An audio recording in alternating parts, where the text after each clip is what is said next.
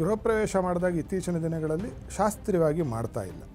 ಮೂಲದಲ್ಲಿ ಪ್ರಾರಂಭ ಆಗಿದ್ದು ಈಗ ಬಹಳ ದ್ಯೋತಕವಾಗಿ ಇರ್ತಕ್ಕಂತಹ ಒಂದು ಹಂತಕ್ಕೆ ಬಂದು ಕೂತಿದೆ. ಹೊಸ್ತಿಲು ನೀವು ಹಾಕದೇ ಇದ್ದರೆ ಏನಾಗುತ್ತೆ ಅಂತಂದರೆ, ನೀವು ನಿಮ್ಮ ಮನೆಯ ಬೌಂಡರಿಯನ್ನು, ಸರಹದ್ದನ್ನು ನೀವು ನಿರ್ಣಯ ಮಾಡಿಲ್ಲ ಅಂತ, ನೀವು ಡಿಫೈನ್ ಮಾಡಿಲ್ಲ ಅಂತ ಅರ್ಥ. ಹೊರಗೆ ಇರ್ತಕ್ಕಂತಹ ಕೆಡಕು ನಿಮ್ಮ ಮನೆಯೊಳಗೆ ಬರುತ್ತೆ. ವೈಬ್ರೇಷನ್ಸ್ ಅಂತ ಏನೀಗಿನ ಕಾಲದಲ್ಲಿ ಕರೀತಾ ಇದ್ದಾರೆ, ಅದು ಬರುವ ಒಂದು ಸಾಧ್ಯತೆ ಮನೆಯಲ್ಲಿ ಇರುತ್ತೆ. ಆಂಗ್ಲ ಭಾಷೆಯಲ್ಲಿ ಜಿಯೋಪಥಿಕ್ ಅಗ್ರೆಷನ್ ಅಂತ ಕರ್ಕೊಂಡ್ಬಿಟ್ಟಿದ್ದಾರೆ. ಇದನ್ನು ಕೇಳ್ಬಿಡ್ತಾರೆ ನಮ್ಮ ಜನ. ಜಿಯೋಪಥಿಕ್ ಅಗ್ರೆಷನ್ ಅಂದರೆ ಎಷ್ಟು ಸೈಂಟಿಫಿಕ್ ಅಲ್ವಾ? ಅದನ್ನೇ ವಾಸ್ತು ಅಂತ ಹಿಂದಿನವ್ರು ಕರೆದಿರೋರು. ಇಡೀ ಮನೆಯಲ್ಲಿರ್ತಕ್ಕಂತಹ ವಾಸ್ತು ಇದೆಯಲ್ಲ, ಅದು ಎಲ್ಲಿ ನೆಲೆಸಿರುತ್ತೆ ಅಂದರೆ ನಿಮ್ಮ ಮನೆ ಹೊಸ್ತಿಲ ಮೇಲೆ ಇರುತ್ತೆ. ವಾಸ್ತು ಪುರುಷ ಎಲ್ಲಿರ್ತಾನೆ ಅಂದರೆ ಹೊಸ್ತಿಲ ಮೇಲೆ ಇರ್ತಾನೆ. ಅವನು ಬಂಧಿಸಬೇಕು ಯಾರನ್ನ? ವಾಸ್ತು ಪುರುಷನನ್ನು. ಅವನನ್ನು ಬಂಧಿಸಲ್ಪಟ್ಟರೆ ಏನಾಗುತ್ತೆ ಅಂದರೆ, ಮನೆಯಲ್ಲಿರ್ತಕ್ಕಂತಹ ಕುವಾಸ್ತು ಅಂದರೆ ಕೆಟ್ಟ ವಾಸ್ತು ಏಳುವುದಿಲ್ಲ. ಬಹಳ ಸುಸ್ಪಷ್ಟವಾಗಿ ಲಿಖಿತವಾಗಿದೆ ಶಾಸ್ತ್ರದಲ್ಲಿ. ಮನೆಯಲ್ಲೂ ಕೂಡ ಪ್ರತಿಯೊಬ್ಬರು ಕೂಡ 12 ವರ್ಷಕ್ಕೆ ಒಮ್ಮೆ ಒಂದು ಸತಿ ಆದರೂ ಅಲ್ಲಿ ಒಂದು ವಾಸ್ತು ಬಲಿ, ವಾಸ್ತು ಹೋಮವನ್ನು ಮಾಡಿಸಿದ್ದಾರೆ. 95% ವಾಸ್ತು ದೋಷಗಳು ಅವರನ್ನು ಬಾಧಿಸೋದು. ಆ ಥರದ ಒಂದು ಚಕ್ರ ಇದೆ, ಅದಕ್ಕೆ ಆದ ಚಕ್ರ ಇದೆ. ಆ ಚಕ್ರವನ್ನು ಮಾಡಿಸಿ ಹೊಸಲಿನ ಮೇಲಿಟ್ಟು ಯಜಮಾನನಾದವನು ಅದಕ್ಕೆ ಮಳೆ ಹೊಡಿಬೇಕು ಆ ಚಕ್ರವನ್ನು. ಅದೇನಾಗಿದೆ ಈಗ, ಒಂದು ಚಿಕ್ಕದಾಗಿರ್ತಕ್ಕಂತಹ ಒಂದು ನಾಣ್ಯ, ಅದರ ಮೇಲೆ ಅದು ತೂತು ನಾಣ್ಯ ಮಾಡಿ ಅದು ತೂತು ಮಾಡಿಸ್ಬಿಟ್ಟು ಅದಕ್ಕೊಂದು ಮಳೆ ಇಟ್ಟು ಹೊಡೆದ್ಬಿಟ್ಟು ಮುಗಿಸ್ತಕ್ಕಂಥದ್ದಾಗಿದೆ. ದ್ಯೋತಕವಾಗಿ ಬಿಟ್ಟಿದೆ.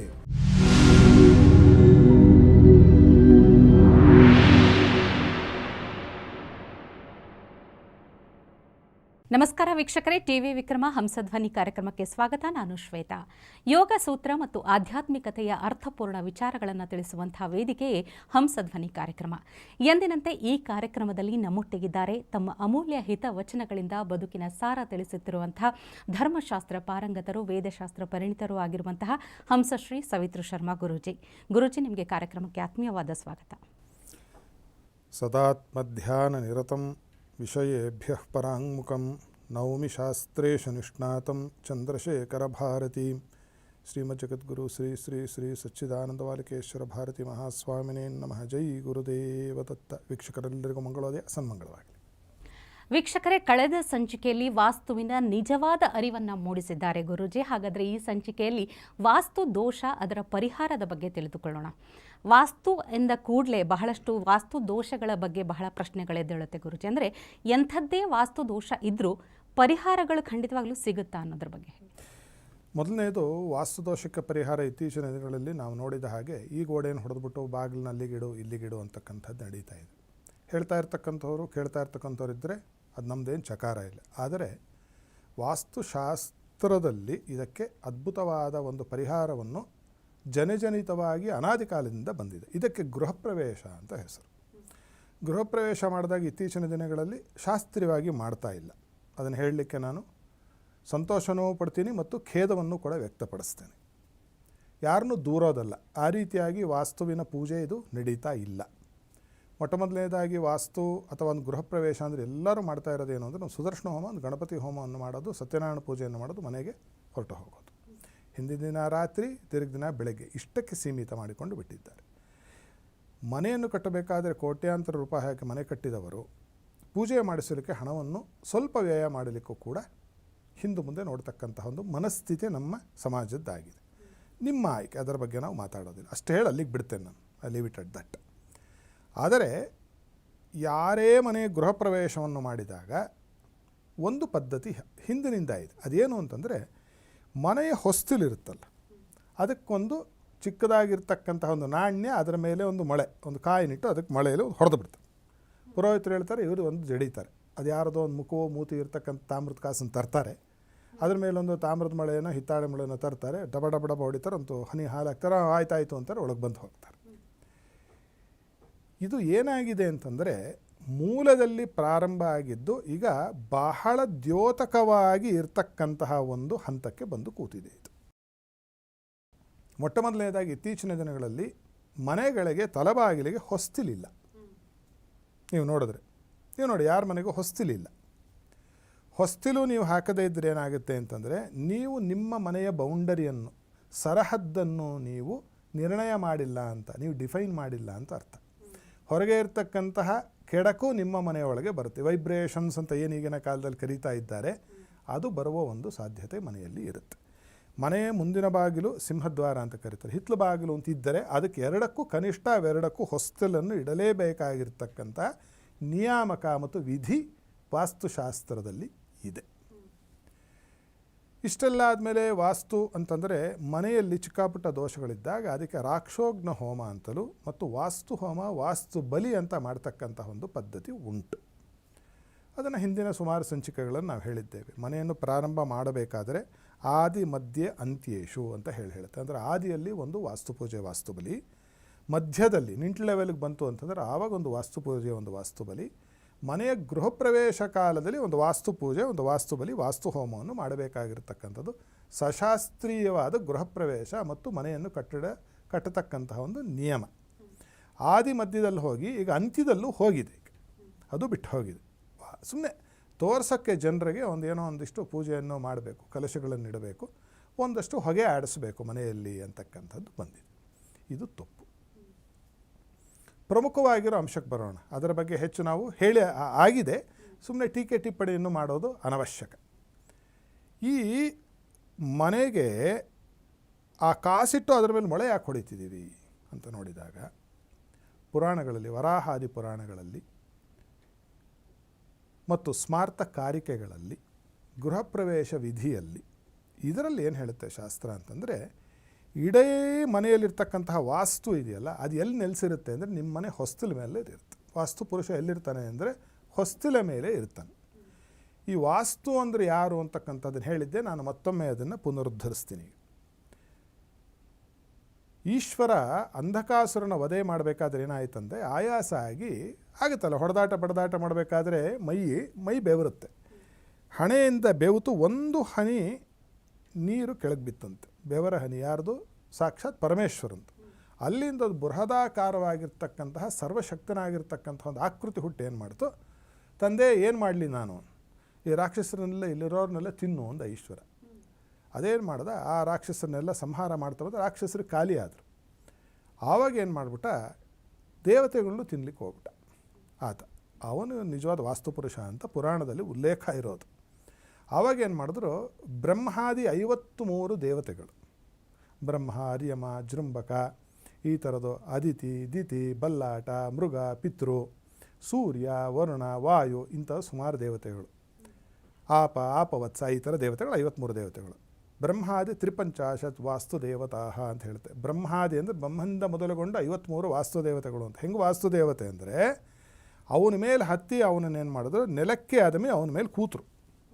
ಅದೇ ನೀವು ನೋಡುವ ವಾಸ್ತುಮಂಡಲ. ಯಾರಾದರೂ ಮನೆಯಲ್ಲಿ ವಾಸ್ತುಮಂಡಲ ಹಾಕ್ಸಿದ್ರೆ ಅದು ನೋಡುವ ಮಂಡಲ ಆಗಿದೆ, ಪೂಜೆ ಯಾರೂ ಮಾಡ್ತಿಲ್ಲ, ಅದು ತಪ್ಪು. ಅಲ್ಲಿ ಆ ಥರದ ವಾಸ್ತುಮಂಡಲವನ್ನು ರಚನೆ ಮಾಡಿ ಅದಕ್ಕೆ ತನ್ನದೇ ಆಗಿರ್ತಕ್ಕಂತಹ ಬಣ್ಣ ಇದೆ, ನೋಡೋಕ್ಕೆ ಚಂದವಾಗಿ ಹಾಕೋದಲ್ಲ. ಆಯಾ ದೇವತೆಗಳಿಗೆ ಧ್ಯಾನ ಶ್ಲೋಕ ಬಣ್ಣ ಹೇಳಿದ ಅದೇ ಬಣ್ಣವನ್ನು ತುಂಬಬೇಕು. ತುಂಬಿ ಅಲ್ಲಿ ಸುಮಾರು ದ್ರವ್ಯಗಳಿದೆ ಇಟ್ಟು ಆಯಾ ದೇವತೆಗಳನ್ನು ಪೂಜೆ ಮಾಡಿ ಕೆಲವು ಬಲಿದ್ರವ್ಯಗಳನ್ನು ಹಾಕೋದ್ರ ಅರ್ಥ ಏನು ಅಂದರೆ, ವಾಸ್ತು ಮಾಡೋದು ಅಂದರೆ ನಿಮ್ಮ ಮನೆಯಲ್ಲಿರ್ತಕ್ಕಂತಹ ಈ ಒಂದು ಶಕ್ತಿ ಇದೆಯಲ್ಲ, ಇದಕ್ಕೆ ಆಂಗ್ಲ ಭಾಷೆಯಲ್ಲಿ ಜಿಯೋಪಥಿಕ್ ಅಗ್ರೆಷನ್ ಅಂತ ಕರ್ಕೊಂಬಿಟ್ಟಿದ್ದಾರೆ. ಇದನ್ನು ಕೇಳ್ಬಿಡ್ತಾರೆ ನಮ್ಮ ಜನ. ಜಿಯೋಪಥಿಕ್ ಅಗ್ರೆಷನ್ ಅಂದರೆ ಎಷ್ಟು ಸೈಂಟಿಫಿಕ್ ಅಲ್ವಾ, ಅದನ್ನೇ ವಾಸ್ತು ಅಂತ ಹಿಂದಿನವ್ರು ಕರೆದಿರೋದು. ಅದು ನಿಮ್ಮ ಮನೆಯಲ್ಲಿ ಎದ್ದರೆ ಏನು ಮಾಡುತ್ತೆ ಅಂತಂದರೆ, ನಿಮ್ಮ ಆಯುಷ್ಯವನ್ನು, ನಿಮ್ಮ ಶ್ರೇಯಸ್ಸನ್ನು, ನಿಮ್ಮ ಪ್ರೇಯಸ್ಸನ್ನು ಅದು ತಿನ್ನುತ್ತೆ, ಪುಣ್ಯವನ್ನು ತಿನ್ನುತ್ತೆ. ವಾಸ್ತುಪುರುಷ ಅವನು ತಿನ್ನೋದಕ್ಕೆ ಇರೋದು. ಅವನು ಹೇಳಬಾರ್ದು ಅಂದರೆ ಈ 53 ದೇವತೆಗಳು ಅವನು ಆದಮಿ ಕುಡಿಸ್ಬೇಕು ಕೆಳಗಡೆಗೆ. ಇದಕ್ಕೆ ವಾಸ್ತುಪೂಜೆ ವಾಸ್ತುಬಲಿ ಅಂತ ಹೆಸರು. ಪ್ರಾರ್ಥನೆ ಏನು ಅಂದರೆ, ಅಪ್ಪ ನೀವು 53 ಜನ ವಾಸ್ತು ಮೇಲೆ ಕೂತಿರ್ರಯ್ಯ, ಇವ್ನು ಹೇಳಕ್ಕೆ ಬಿಡಬೇಡ್ರಿ ಇವನ್ನ ಅಂತ. ಇದು ಮರ್ಮ. ಈಗ ಫಿಸಿಕ್ಸಲ್ಲಿ ಹೇಳ್ದಂಗೆ ಏನಾಗುತ್ತೆ ಅಂದರೆ, ಯಾವುದೇ ಒಂದು ವಸ್ತುವಿನ ಚಾರ್ಜು ಅದರ ಹೊರಭಾಗದಲ್ಲಿ ಇರುತ್ತೆ. ಆ ಥರ ಮನೆಯಲ್ಲಿರ್ತಕ್ಕಂತಹ ವಾಸ್ತುವಿನ ಶಕ್ತಿ ಎಲ್ಲಿರುತ್ತೆ ಅಂದರೆ, ದೇಹಳಿ ಅಂದರೆ ಏನಾಗುತ್ತೆ, ಹೊಸ್ತಿಲ ಮೇಲಿರುತ್ತೆ. ಅಲ್ಲಿ ಕಾಯಿನ್ನು ಮಳೆ ಹೊಳೆಯವೆಲ್ಲ ಮಾಡಬೇಕಾಗಿರೋದು, ಅದಕ್ಕೆ ಒಂದು ಯಂತ್ರ ಇದೆ. ಆ ಯಂತ್ರವನ್ನು ಮಾಡಿಸಿ ಅದಕ್ಕೆ ಇಷ್ಟಿಷ್ಟು ದೊಡ್ಡ ದೊಡ್ಡ ಹೊಸಲಿರ್ತಿತ್ತು. ಹಳೆ ಮನೆ ನೀವು ನೋಡಿದ್ರೆ, ಹಳ್ಳಿ ಕಡೆ ಹೋಗಿ ನೋಡಿ, ನೀವು ಅದ್ರ ಹತ್ತಿಳಿಯೋ ಥರ ಚಿಕ್ಕಪುಟ್ಟ ಮಕ್ಕಳು ಅದನ್ನು ದಾಟಲಿಕ್ಕೆ ಆಗ್ತಿರಲಿಲ್ಲ. ಆ ಥರ ಅದರಲ್ಲಿ ಯಂತ್ರವನ್ನು ಸ್ಥಾಪನೆ ಮಾಡೋರು. ಹೆಣ್ಮಕ್ಳು ಏನು ಮಾಡೋರು, ದಿನ ಬೆಳಗ್ಗೆ ಮತ್ತು ಸಂಜೆ ಹೊಸ್ತಲಿಗೆ ಪೂಜೆ ಮಾಡೋರು. ಯಾಕೆ ಅಂದರೆ, ಆ ಹೊಸ್ತಲಿನಲ್ಲಿರ್ತಕ್ಕಂತಹ ವಾಸ್ತುವನ್ನು ಹಿಡಿದಿಟ್ಟುಕೊಂಡಿರ್ತಕ್ಕಂತಹ ಶಕ್ತಿಗಳು, ಅಪ್ಪ ನೀವು ವಾಸ್ತು ನಮ್ಮಲ್ಲಿರೋ ವಾಸ್ತುವನ್ನು ಎಬ್ಸಕ್ಕೆ ಬಿಡಬೇಡ್ರಯ್ಯ, ನೀವು ಇಲ್ಲೇ ಅವನ ಮೇಲೆ ಕೂತ್ಬಿಟ್ಟು ನಮ್ಮನ್ನು ತಣ್ಣಿಗಿಡಿ ಅಂತ ಹೇಳಿ ಹೆಣ್ಣು ಮಕ್ಕಳು ಪೂಜೆ ಮಾಡ್ಕೊಂಡು ಒಳಗೆ ಬರೋ ಪದ್ಧತಿ. ಅದು ಬಿಟ್ಟು ಈಗೇನಾಗಿದೆ ಅಂತಂದರೆ ಆ ಯಂತ್ರವನ್ನು ಮಾಡಿಸ್ತಕ್ಕಂಥವರು ಬಹಳ ವಿರಳ. ಅದು ತಿಳಿದಿರೋರೇ ಇಲ್ಲ. ಟೆಕ್ನಾಲಜಿ ಆ ಪ್ರಯೋಗವನ್ನು ತಿಳಿದಿರೋರು ಬಹಳ ವಿರಳ. ಎಲ್ಲೋ ನಮಗೆ ಗುರುಗಳ ಒಂದು ಅನುಜ್ಞೆಯಿಂದ ಮತ್ತು ಅವರ ಒಂದು ಆಶೀರ್ವಾದದಿಂದ ನಮಗೆ ಲಭ್ಯ ಆಗಿದೆ ಇದು. ಅಂತಹ ಯಂತ್ರವನ್ನು ಮಾಡಿ ಅದನ್ನು ಆ ಹೊಸ್ತಿಲ ಮೇಲೆ ನಾವು ಪ್ರತಿಷ್ಠಾಪನೆ ಮಾಡಬೇಕು. ಹೆಣ್ಣು ಮಕ್ಕಳು ಮನೆಯಲ್ಲಿರ್ತಕ್ಕಂತಹ ಯಾರಿದ್ದಾರೆ ಆಕೆ ಗರತಿಯು ಬೆಳಗ್ಗೆ ಮತ್ತು ಸಂಜೆ 3 ಸಂಧ್ಯೆಗಳಲ್ಲೂ ಪೂಜೆ, ಕನಿಷ್ಠ 2 ಸಂಧ್ಯೆಯಲ್ಲಿ ಒಂದು ಹೂವು ಇಟ್ಟು ಒಂದು ಸ್ವಲ್ಪ ನೀರು ಹಾಕಿ ಒಂದು ಹಾಲು ನೈವೇದ್ಯ ಮಾಡುವ ಪದ್ಧತಿ. ಕ್ಷೀರ ಬಲವರ್ಧಿನಿ, ಆ ದೇವತೆಗಳಿಗೆ ಆ ಹಾಲು ಒಂದು ತೊಟ್ಟು ಹಾಕಿದ್ರೆ ಅವ್ರಿಗೆ ಶಕ್ತಿಯನ್ನು ಹೊಂದಿ ಅವರೇನು ಮಾಡ್ತಾರೆ, ಮನೆಯಲ್ಲಿರ್ತಕ್ಕಂತಹ ಎಂಥ ಕೆಟ್ಟ ವಾಸಿದ್ರು ಅವನನ್ನು ಹೇಳಕ್ಕೆ ಬಿಡೋದಿಲ್ಲ. ನೀವು ಹಿಂದಿನ ಮನೆಯಲ್ಲಿ ನೋಡಿದ್ರೆ ಯಾರು ನೈಋತ್ಯ ಮೂಲೆಯಲ್ಲಿ ರೂಮ್ಗಳು ಎಲ್ಲರ ಮನೆಯಲ್ಲೂ ಇರಲಿಲ್ಲ. ಹೋಗಿ ನೋಡ್ಕೊಂಬನ್ನಿ. ಎಲ್ಲರ ಮೂಲೆಯಲ್ಲಿ ಅಗ್ನಿ ಮೂಲೆಯಲ್ಲಿ ಕಿಚನ್ ಇರಲಿಲ್ಲ, ಅಡುಗೆ ಮನೆ ಇರಲಿಲ್ಲ. ಈಶಾನ್ಯ ಮೂಲೆಯಲ್ಲಿ ಬಾಗಿಲು ಯಾವನೂ ಇಟ್ಟಿರಲಿಲ್ಲ. ದಕ್ಷಿಣದ ಮುಖದಲ್ಲಿ ಇರ್ತಕ್ಕಂಥವರೇ ಕೋಟ್ಯಾಧಿಪತಿಗಳನ್ನು ಬನ್ನಿ ನಾನು ತೋರಿಸ್ತೇನೆ. ಈ ಥರದ ಒಂದು ಎಲ್ಲದಕ್ಕೂ ಪರಿಹಾರ ಏನು ಅಂದರೆ, ಗೃಹ ಪ್ರವೇಶ ಸಮಯದಲ್ಲಿ ಆ ಥರದ ಒಂದು ಚಕ್ರ ಇದೆ, ಅದು ಚಕ್ರ ಇದೆ. ಆ ಚಕ್ರವನ್ನು ಮಾಡಿಸಿ ಹೊಸಲಿನ ಮೇಲಿಟ್ಟು ಯಜಮಾನನಾದವನು ಅದಕ್ಕೆ ಮಳೆ ಹೊಡಿಬೇಕು ಆ ಚಕ್ರವನ್ನು. ಅದೇನಾಗಿದೆ ಈಗ, ಒಂದು ಚಿಕ್ಕದಾಗಿರ್ತಕ್ಕಂತಹ ಒಂದು ನಾಣ್ಯ, ಅದರ ಮೇಲೆ ಅದು ತೂತು ನಾಣ್ಯ ಮಾಡಿ ಅದಕ್ಕೆ ತೂತು ಮಾಡಿಸ್ಬಿಟ್ಟು ಅದಕ್ಕೊಂದು ಮಳೆ ಇಟ್ಟು ಹೊಡೆದ್ಬಿಟ್ಟು ಮುಗಿಸ್ತಕ್ಕಂಥದ್ದಾಗಿದೆ. ದ್ಯೋತಕವಾಗಿ ಬಿಟ್ಟಿದೆ. ಅದು ಹಾಗೆ ಆಗುವುದಿಲ್ಲ. ಅದು ಯಾವ ಉಪಯೋಗಕ್ಕೂ ಕೂಡ ಬರುವುದಿಲ್ಲ. ಅದಕ್ಕೆ ಹೆಸರೇ ದ್ವಾರಬಂಧನ ಪ್ರಯೋಗ ಅಂತ. ದ್ವಾರಬಂಧನ ಅಂದರೆ ಆ ಹೊಸ್ಸಲಲ್ಲಿ ಇರ್ತಾನೆ, ಅವನು ಬಂಧಿಸಬೇಕು. ಯಾರನ್ನ? ವಾಸ್ತು ಪುರುಷನನ್ನು. ಅವನನ್ನು ಬಂಧಿಸಲ್ಪಟ್ಟರೆ ಏನಾಗುತ್ತೆ ಅಂದರೆ, ಮನೆಯಲ್ಲಿರ್ತಕ್ಕಂತಹ ಕುವಾಸ್ತು ಅಂದರೆ ಕೆಟ್ಟ ವಾಸ್ತು ಏಳುವುದಿಲ್ಲ. ನಿಮ್ಮ ಆಯುಷ್ಯ, ನಿಮ್ಮ ಆರೋಗ್ಯ, ನಿಮ್ಮ ಶ್ರೇಯಸ್ಸು, ನಿಮ್ಮ ಪ್ರೇಯಸ್ಸು, ನಿಮ್ಮ ಹಣ, ನಿಮ್ಮ ವಿದ್ಯೆ, ನಿಮ್ಮ ಕಾಸು, ನಿಮ್ಮ ದಾಂಪತ್ಯ, ನಿಮ್ಮ ಮಕ್ಕಳು, ನಿಮ್ಮ ಅಳಿಯಂದರು, ನಿಮ್ಮ ಸೊಸೆಯರು, ನಿಮ್ಮ ಮಕ್ಕಳು, ನಿಮ್ಮ ಮರಿಮಕ್ಕಳು, ಅದರ ಮುಂದಿನ ಪೀಳಿಗೆಯವರು ಕೂಡ ಸುಖ ಶಾಂತಿಯಿಂದ ಮನೆಯ ಆಯುಷ್ಯ ಇರೋವರೆಗೂ ಇರಬಹುದು. ನಾನು ಆಗಲೇ ಹಿಂದಿನ ಸಂಚಿಕೆಯಲ್ಲಿದ್ದೆ, ಮನೆಗೆ ಒಂದು ಆಯುಷ್ಯ ಇರುತ್ತೆ ಅಂತ. ಅದನ್ನು ತಿಳ್ಕೋಬೇಕು. ಮನೆಯಲ್ಲಿದ್ದವರು ಅದನ್ನು ಬರೆದಿಡಬೇಕು. ಆಯುಷ್ಯ ಮುಗಿದ್ರೆ ಏನು ಮಾಡಬೇಕು ಅಂದರೆ, ಮನೆಯಲ್ಲಿ ಕೆಲವು ಬದಲಾವಣೆಯನ್ನು ಮಾಡಬೇಕು. ತಿರುಗಿ ಈ ಚಕ್ರವನ್ನು ಕಿತ್ತು ಹೊಸ ಚಕ್ರವನ್ನು ಮಾಡಿ ಮತ್ತೆ ಗೃಹ ಪ್ರವೇಶನ ಮಾಡಿಕೊಂಡು ಮತ್ತೊಮ್ಮೆ ಚಕ್ರವನ್ನು ಹೊಸದಾಗಿರ್ತಕ್ಕಂಥ ಸ್ಥಾಪನೆ ಮಾಡಿದರೆ, ಮತ್ತು ಕನಿಷ್ಠ 12 ವರ್ಷಕ್ಕೆ ಒಮ್ಮೆ, ನೀವು ತಮಿಳ್ನಾಡು ಕಡೆ ನೋಡಿದ್ರೆ, ಕೇರಳ ಕಡೆ ನೋಡಿದ್ರೆ, ಮತ್ತು ಘಟ್ಟದ ಕಡೆ ಅಂದರೆ ಇಲ್ಲಿ ನಮ್ಮ ಮಂಗಳೂರು ಈ ಕಡೆ ನೋಡಿದ್ರೆ ಒಂದು ಪದ್ಧತಿ ಇದೆ. 12 ವರ್ಷಕ್ಕೊಮ್ಮೆ ಒಂದು ದೇವಸ್ಥಾನದಲ್ಲಿ ಕುಂಭಾಭಿಷೇಕ ಅಂತ ಮಾಡಿಸ್ತಾರೆ. ಕಳಾವಾಹನೆ, ಕಳಾಹೋಮ ಮಾಡಿಸಿ ಕುಂಭಾಭಿಷೇಕ ಮಾಡಿಸ್ತಾರೆ. ಯಾಕೆ ಅಂದರೆ, ಯಾವುದೇ ಒಂದು ಮನುಷ್ಯನಿಗೆ ಅಥವಾ ಯಾವುದೇ ಒಂದು ಮನೆಗೆ ಅಥವಾ ಯಾವುದೇ ಒಂದು ದೇವಸ್ಥಾನಕ್ಕೆ 12 ವರ್ಷಕ್ಕೆ ಒಮ್ಮೆ ಅದರ ಪೂರ್ಣವಾಗಿರ್ತಕ್ಕಂತಹ ಒಂದು ಪರಿಭ್ರಮಣ ಮುಗಿದೋಗುತ್ತೆ ಭಚಕ್ರದಲ್ಲಿ. 12 ವರ್ಷ. ಗುರು 12 ರಾಶಿ ದಾಟದ ಅಂತಂದರೆ ಜೀವ ಅಂತ ಹೆಸರು ಗುರುವಿಗೆ ಜ್ಯೋತಿಷ್ಯದಲ್ಲಿ. ಅಂತಹ ಜೀವ ಕಳೆ ಮನೆಯಲ್ಲಿ, ದೇವಸ್ಥಾನದಲ್ಲಿ, ದೇಹದಲ್ಲಿ ಕಡಿಮೆ ಆಗುತ್ತೆ. ಆವಾಗ ಏನು ಮಾಡಬೇಕು ಅಂತಂದರೆ, 12 ವರ್ಷಕ್ಕೆ ಇದು ಬಹಳ ಸುಸ್ಪಷ್ಟವಾಗಿ ಲಿಖಿತವಾಗಿದೆ ಶಾಸ್ತ್ರದಲ್ಲಿ. ಮನೆಯಲ್ಲೂ ಕೂಡ ಪ್ರತಿಯೊಬ್ಬರು ಕೂಡ 12 ವರ್ಷಕ್ಕೆ ಒಮ್ಮೆ ಒಂದು ಸತಿ ಆದರೂ ಅಲ್ಲಿ ಒಂದು ವಾಸ್ತು ಬಲಿ, ವಾಸ್ತು ಹೋಮವನ್ನು ಮಾಡಿಸಿದರೆ 95% ವಾಸ್ತು ದೋಷಗಳು ಅವರನ್ನು ಬಾಧಿಸೋದಿಲ್ಲ. ನೀವು ಯಾವ ಮೂಲೆಯಲ್ಲೇನ ಮಲಕ್ಕೊಳ್ಳಿ, ಅದೇನು ಸಂಬಂಧ ಇಲ್ಲ. ಈಗ ಅಂದರೆ precaution is better then cure ಅನ್ನೋ ರೀತಿಯಲ್ಲಿ ಹೇಳ್ತಾ ಇದ್ದೀರಿ. ಅಂದರೆ ವಾಸ್ತು ದೋಷ ಉಂಟಾಗದಿರಲು ಏನು ಮಾಡಬೇಕು ಅನ್ನೋಂಥದ್ದು. ದೋಷ ಉಂಟಾದಲ್ಲಿ ಪರಿಹಾರ ಅನ್ನೋದಂದರೆ ನೀವು ಹೇಳಿದ ಹಾಗೆ ಇತ್ತೀಚಿನ ದಿನಗಳಲ್ಲಿ ಏನು ಹೇಳ್ತಾರೆ, ಈ ರೂಮ್ ಓಡಿಸ್ಬೇಕಾಗಿರೋದು ಅಥವಾ ಬಾಗಿಲು ಇದು ಪರಿಹಾರ ಆಗಬಹುದಾ ಅನ್ನೋ? ಇಲ್ಲ, ಅದು ಎಲ್ಲೂ ಹೇಳಿಲ್ಲ. ಕೆಲವು ಅನಿವಾರ್ಯವಾಗಿರೋದಿರುತ್ತೆ. ಅದಕ್ಕೇನು ಹೇಳ್ತಾರೆ ಅಂತಂದರೆ ಮರ್ಮಗಳು ಅಂತ ಹೇಳುತ್ತೆ. ಜ್ಯೋತಿಷ್ಯದಲ್ಲಿ ಹೇಳಿದ ಹಾಗೇನೆ ನಮ್ಮದೇ ಎಲ್ಲೂ ಮರ್ಮಸ್ಥಾನಗಳು ಹೇಗಿದೆಯೋ, ವಾಸ್ತುವಿನಲ್ಲಿ ಮುಖ್ಯವಾಗಿ 44 ಮರ್ಮಗಳಿರುತ್ತೆ. ಪ್ರಮುಖವಾಗಿರೋ ಕೆಲವಿದೆ. ಅಲ್ಲಿ ಏನಾದರೂ ದೋಷ ಇದ್ದರೆ ಆ ಗೋಡೆಯನ್ನು ಸ್ವಲ್ಪ ಸರಿಸೋದು, ನಾನು ಹೇಳಿದ ಹಾಗೆ 1 ಇಂಚು, ಅರ್ಧ ಇಂಚು, ಅದಕ್ಕೆ ವಾಸ್ತು ತಜ್ಞರಲ್ಲಿ ತೋರಿಸಬೇಕು. ಸುಮ್ಮನೆ ಈಶಾನ್ಯಕ್ಕೆ ಬಾಗಿಲಿಡೋ, ನೈಋತ್ಯದಲ್ಲಿ ಮಲಕೋ, ಅದು ವಾಸ್ತು ಅಲ್ಲ. ಮನಸ್ಸಿಗೊಂದು ಸಮಾಧಾನ ಅಷ್ಟೇ. ಏನೋ ಒಂದು ವಾಸ್ತು ಮಾಡ್ಕೊಂಡ್ಬಿಟ್ಟಿದ್ದೀವಿ ಏನೋ ಒಂದು ಭ್ರಾಂತಿಯಲ್ಲಿ ನಾವು ಬದುಕು ಹೋಗಬಹುದು. ಶಾಸ್ತ್ರ ಒಪ್ಪೋದಿಲ್ಲ.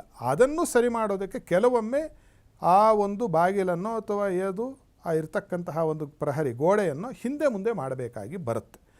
ಆದರೆ ಆ ಥರದ್ದು ಎಷ್ಟು ಮಾಡಿದ್ರೂ ಕೂಡ ನೀವು ಶಾಸ್ತ್ರೀಯವಾಗಿ, ಉದಾಹರಣೆಗೆ ನೀವು 1000 ಸ್ಕ್ವೇರ್ ಫೀಟ್ ಮನೆ ಕಟ್ತೀರಾ ಅಂದರೆ ನಿಮ್ಮ ಸೈಟ್ ಎಷ್ಟಿರಬೇಕು ಗೊತ್ತೇನಮ್ಮ? 16,000 ಸ್ಕ್ವೇರ್ ಫೀಟ್ ಇರಬೇಕು. ನಿಜವಾದ ವಾಸ್ತುವಿನ ಪ್ರಕಾರ ನೀವು ಮನೆ ಕಟ್ತೀರಾ ಅನ್ನೋದಾದರೆ 16,000 ಸ್ಕ್ವೇರ್ ಫೀಟ್ ನಿಮಗೆ ಸೈಟು ತೊಗೊಳ್ಳಿಕ್ಕೆ ಸಾಧ್ಯವೇ? ಅದರಲ್ಲಿ 1000 ಸ್ಕ್ವೇರ್ ಫೀಟ್ ಅಷ್ಟೇ ಕಟ್ಟಬೇಕು, ಅದಕ್ಕಿಂತ ಹೆಚ್ಚು ಕಟ್ಟುವಂಗಿಲ್ಲ. ನೀವೇನಾದರೂ ಒಂದು 3,000 ಕಟ್ತೀನಿ ಅಂದರೆ 48 1 ಎಕರೆ ಜಮೀನು ತೊಗೊಂಡು ನೀವು 3,000 ಸ್ಕ್ವೇರ್ ಫೀಟು ನೀವೊಂದು ಮನೆಯನ್ನು ಕಟ್ಕೋ. ಅದು ನಿಜವಾದ ವಾಸ್ತು. ಅದರ ಪರಿಕಲ್ಪನೆ ಆಗಿದೆ. ನಿಮಗೆ ತಂಜಾವೂರು, ನಮ್ಮ ಮೈಸೂರು, ಆ ನಗರ ವಾಸ್ತುವನ್ನು ಮಾಡಬೇಕಾದ್ರೆ ಆ ಥರ ಮಾಡಿಟ್ಬಿಟ್ಟಿರ್ತಿದ್ರು. ಅದು ರಾಜಮಹಾರಾಜರ ಕಾಲ. ಈಗ ಅಸಾಧ್ಯ. ಈಗ ರಾಜರೇ ಇಲ್ವಲ್ಲ ಅಲ್ವಾ? ಆದ್ದರಿಂದ ಈಗೇನಪ್ಪ ಮಾಡಬಹುದು ಅಂದರೆ, ನಾನು ಹೇಳಿದ ಹಾಗೆ ಗೃಹ ಪ್ರವೇಶ ಕಾಲದಲ್ಲಿ ಈ ಥರದ ಒಂದು ಚಕ್ರವನ್ನು ಮಾಡಿಸಿ, ಏನಂದ್ರೆ ಅದು ಮಾಡಿಸ್ಬೇಡಿ, ತಿರ್ಗಿ ಆನ್ಲೈನ್ ಹೋಗಿ ನೋಡಿ, ಇದು ದೊಡ್ಡದಾಗಿ ನಡೀತಿದೆ, ದೊಡ್ಡ ವ್ಯಾಪಾರೀಕರಣ ಆಗಿದೆ. ಹಾಗೆ ಪೋಸ್ಟಲ್ಲೆಲ್ಲ ತರಿಸ್ಕೊಂಡ್ರೆ ಅದಕ್ಕೆ ಬೆಲೆ ಏನಿರುತ್ತೆ, ಅದಕ್ಕೆ ದೈವತ್ವ ಏನು ಉಳೀತು ಆ ಚಕ್ರಕ್ಕೆ? ಆ ಥರ ಆಗೋದಿಲ್ಲ. ತಿಳಿದವರಲ್ಲಿ ಹೋಗಿ ಆ ಥರದ ಒಂದು ಚಕ್ರವನ್ನು ಮಾಡಿ ಪ್ರವೇಶ ಕಾಲದಲ್ಲಿ ಪುರೋಹಿತರಿಗೆ ಹೇಳಿ, ನಾವು ಇದನ್ನೇ ಬಿಗಿತೀವಿ, ಇದಕ್ಕೆ ಒಂದು ಮಂತ್ರ ಹೇಳಿ ಸ್ವಾಮಿ ಇದಕ್ಕೆ ಮಳೆ ಹೊಡಿತೀವಿ ಅಂತ. ಅದಕ್ಕೆ 4 ಮೂಲೆಯಲ್ಲೂ ಅಥವಾ 8 ಮೂಲೆಯಲ್ಲೂ ಅದಕ್ಕೆ ಸ್ಥಳ ಮಾಡಿರಬೇಕು. ಗೊತ್ತಿರೋರು ಹೇಳ್ಕೊಡ್ತಾರೆ. ಅಲ್ಲಿ ಮಳೆ ಹೊಡೆದು ಸಮಂತ್ರಕವಾಗಿ ಅದನ್ನು ಸ್ಥಾಪನೆ ಮಾಡಿದರೆ ವಾಸ್ತು ದೋಷಗಳು 95% ನಿಮ್ಮನ್ನು ಬಾಧಿಸುವುದಿಲ್ಲ ಅಂತ ಹೇಳಲಿಕ್ಕೆ ಹೊರಟಿದೆ. ಖಂಡಿತ ಗುರೂಜಿ. ಮನುಷ್ಯನಲ್ಲಿರುವಂಥ ಸಮಸ್ಯೆಗಳಿಗೆ ಹೇಗೆ ತಲೆ ಮನಸ್ಸೇ ಮುಖ್ಯ ಕಾರಣ ಅಂತ ಹೇಳ್ತಿರೋ, ಅದೇ ರೀತಿ ಮನೆಯಲ್ಲಿನ ವಾಸ್ತು ದೋಷಕ್ಕೆ ಹೊಸ್ತಿಲಲ್ಲೇ ಮುಖ್ಯ ಕಾರಣ ಅಡಗಿದೆ ಅನ್ನುವಂಥದ್ದು ಬಹಳ ಸುಂದರವಾಗಿ ತಿಳಿಸ್ಕೊಟ್ಟಿದ್ದೀರಿ. ಧನ್ಯವಾದಗಳು ಗುರೂಜಿ. ಸರ್ವೇ ಜನಾಃ ಸುಖಿನೋ ಭವಂತು. ನೋಡಿದ್ರಲ್ಲ ವೀಕ್ಷಕರೇ, ವಾಸ್ತು ದೋಷ, ಅದರ ಪರಿಹಾರದ ಬಗ್ಗೆ ತಿಳಿದುಕೊಂಡ್ವಿ. ನಿಮ್ಮಲ್ಲೂ ಕೂಡ ವಾಸ್ತು ದೋಷಕ್ಕೆ ಪರಿಹಾರ ಕಂಡುಕೊಳ್ಬೇಕು ಎಂದಾದಲ್ಲಿ ಸ್ಕ್ರೀನ್ ಮೇಲೆ ಇರುವಂಥ ನಂಬರನ್ನು ಕಾಂಟ್ಯಾಕ್ಟ್ ಮಾಡಿ ಗುರೂಜಿಗಳನ್ನು ನೇರವಾಗಿ ಭೇಟಿಯಾಗಿ ನಿಮ್ಮ ಸಮಸ್ಯೆಗೆ ಪರಿಹಾರ ಕಂಡುಕೊಳ್ಬಹುದು. ಮುಂದಿನ ಸಂಚಿಕೆಯಲ್ಲಿ ಮತ್ತೊಂದು ಹೊಸ ವಿಷಯದೊಂದಿಗೆ ಭೇಟಿಯಾಗೋಣ. ನಮಸ್ಕಾರ. ಟಿವಿ ವಿಕ್ರಮ, ದೇಶ ನಿಮ್ಮ ಕೈಯಲ್ಲಿ. ಈ ಕಾರ್ಯಕ್ರಮ ನಿಮಗೆ ಇಷ್ಟ ಆಗಿದ್ದಲ್ಲಿ ಲೈಕ್, ಶೇರ್ ಹಾಗೂ ಕಮೆಂಟ್ ಮಾಡಿ. ಟಿವಿ ವಿಕ್ರಮದ ಕಾರ್ಯಕ್ರಮಗಳನ್ನು ನಿರಂತರವಾಗಿ ವೀಕ್ಷಿಸಲು ಸಬ್ಸ್ಕ್ರೈಬ್ ಮಾಡಿ, ಬೆಲ್ ಐಕನ್ ಒತ್ತಿ.